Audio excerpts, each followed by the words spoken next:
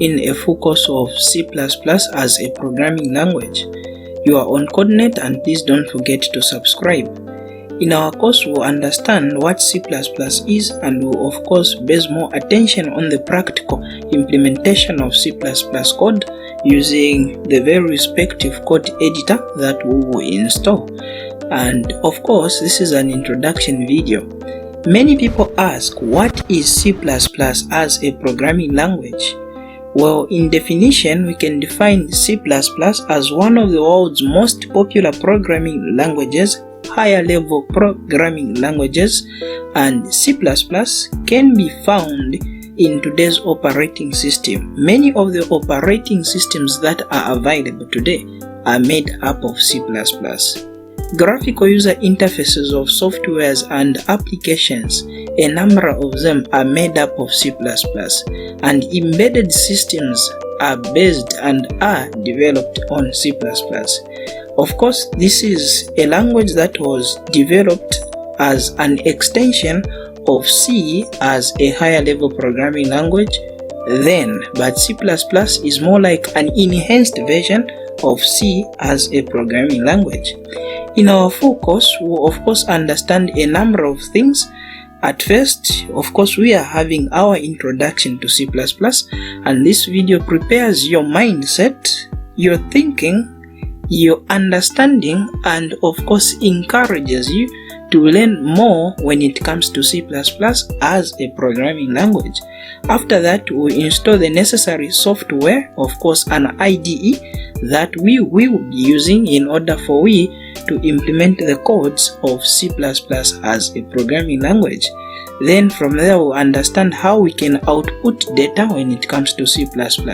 Of course, a screen, or when you are making an application or a software, an operating system, there are at times when you need to display certain information to the end user.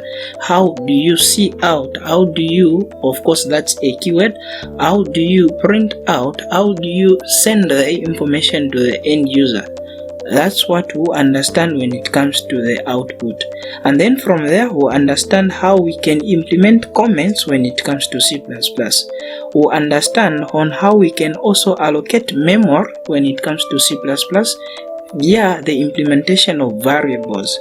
From there, we'll also see on how we can get the input from the user.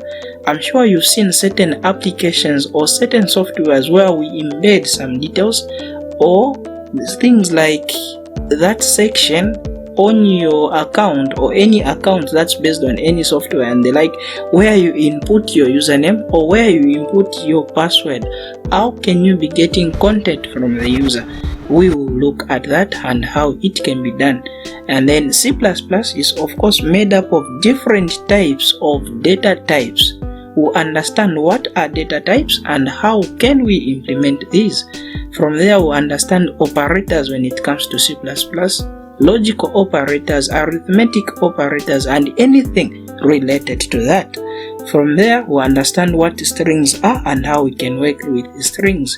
Mathematics, we'll also understand on how we can, of course, implement mathematics when it comes to C++ as a programming language.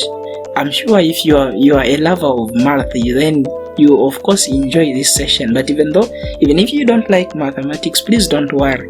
We'll try our best to see and implement mathematics in an easy way for you to fully understand on how we can work with mathematics.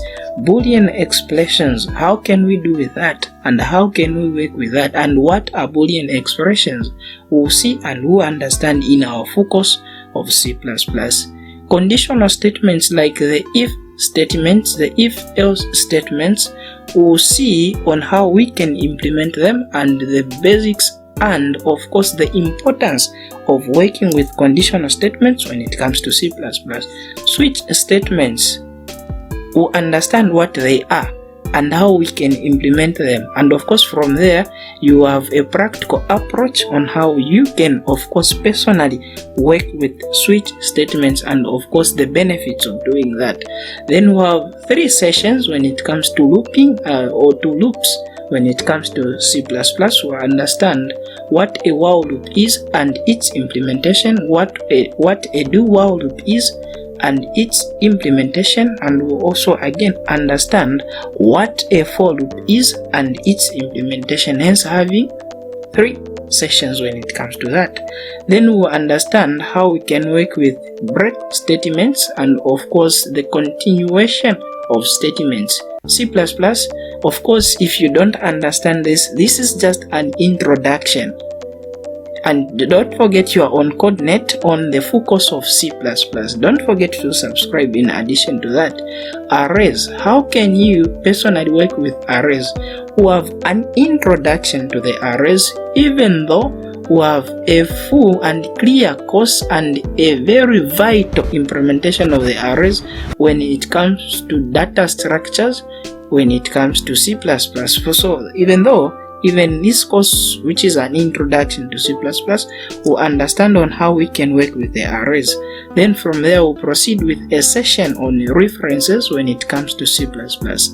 After that, we'll now see on how we can work with computer memories when it comes to C++ via the implementation of pointers.